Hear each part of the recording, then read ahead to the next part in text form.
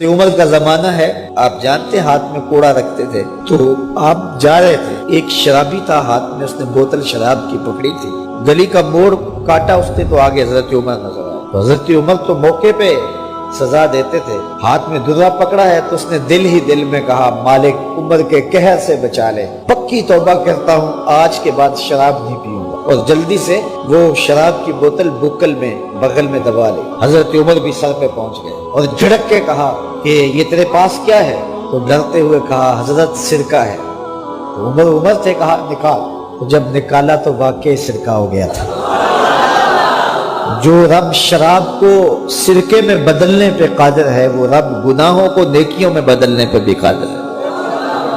تو اس کے در پہ کوئی آئے تو صحیح، جھولی پھیلائے تو صحیح، ہم تو مائل بکرم ہیں، کوئی سائل ہی نہیں، راہ دکھلائیں کسے، راہ روے منزل ہی نہیں۔ کوئی اس کی دہلیز پہ تو آئے، اس کی چوکھٹ پہ تو آئے، بلکہ اس کی رحمتیں تو بہانے ڈھونڈتی ہیں۔ بشر حافی ایک بہت بڑے شرابی تھے اور زندگی شراب کے نشے میں دھت گزرتی تھی۔ ایک دن گلی سے گزر رہے تھے، کاغذ کا ایک ٹکڑا دیکھا، اس پہ رب کا نام لکھا تھا۔ یار بندہ گناہ گار ہو بے ادب نہ ہو، گناہ گار ہو بے ادب نہ ہو۔ تو کاغذ کے ٹکڑے پہ رب کا نام لکھا تھا، اس کو اٹھایا، چوما، صاف کیا، خوشبو لگائی اور اونچی جگہ پہ رکھ دیا کہ یہ میرے رب کا نام ہے، اور شراب پینے پھر میخانے میں چلے گئے۔ وقت کے ولی کو الہام ہوا، جا ڈھونڈ بشر کو اور میرا سلام دے، اور اسے کہہ کہ تیرے رب نے تیرے سارے گناہ معاف کر دیے۔ نکلا، پوچھا بشر کون ہے؟ لوگوں نے کہا وہ تو بہت بڑا شرابی ہے۔ اللہ اکبر۔ گھر پوچھا، کہا وہ شراب خانے میں۔ شراب خانے میں پیچھے چلے گئے۔ وقت کا ولی اللہ شراب خانے کے دروازے پہ دستک دے رہا ہے۔ اندر سے آواز آئی، کون؟ نام بتایا، کہا میں بشر کو ملنا چاہتا ہوں۔ کہا وہ تو نشے میں دھت پڑا ہے۔ ساقی میخانہ نے کہا کہ وہ تو نشے میں دھت پڑا ہے، کہا اسے ملنے آیا۔ اس نے جا کے کہا کہ باہر تیرا کوئی مہمان ہے۔ تو بشر نشے میں ہی ڈولتا ہوا ننگے پاؤں دروازے پہ آیا۔ اللہ کا ولی کھڑا تھا، کہا کہ تیرے رب نے تجھے سلام بھیجا ہے، تو نے اس کے نام کی قدر کی تھی اور اس نے تیرے سارے گناہ معاف کر دیے۔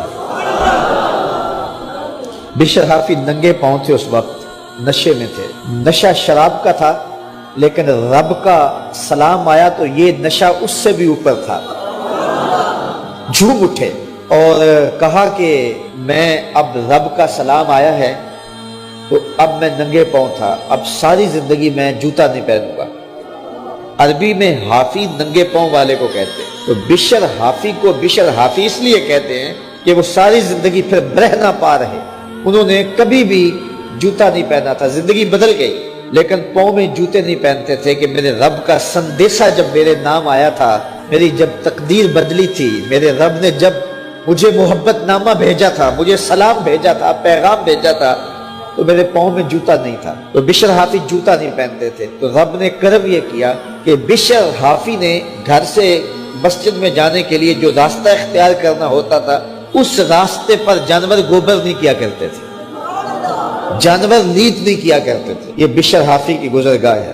ایک دن ایک شخص آیا تو جس راستے سے بشر حافی گزرتے تھے تو وہاں کسی جانور کا گوبر پڑا ہوا تھا۔ اس نے بلند آواز سے کہا، ایھا الناس، لوگوں سن لو، بشر حافی انتقال کر گئے۔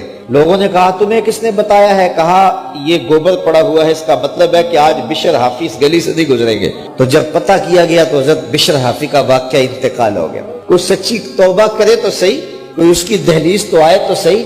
ہم تو مائل بکرم ہیں، کوئی سائل ہی نہیں، راہ دکھلائیں کسے، راہ روے منزل ہی نہیں۔ کوئی جھولی تو پھیلائے، وہ تو قریب ہے، اس کی تو رحمتیں آواز دے رہی ہیں، یا ایھا الانسان ما غرک بربک الکریم، او بھاگے ہوئے انسان آجا پلٹ کے، تیرا رب بڑا کریم ہے۔